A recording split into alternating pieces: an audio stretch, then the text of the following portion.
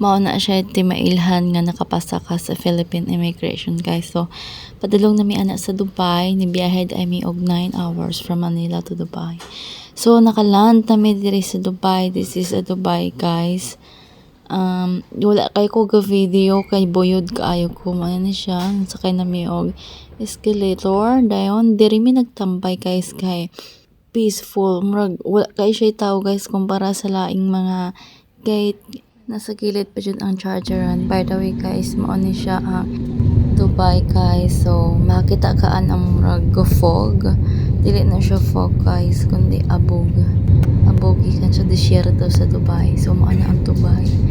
Wala siya kilain makitaan sa mga kalasanganaw. Naa sila murag lake or sea or ang boat ang salan man na siya. Naalagay mo tubig or dagat. Sana kabalog unsala na. So comment na lang guys. Huwag enjoy watching na lang sa Dubai. Bye!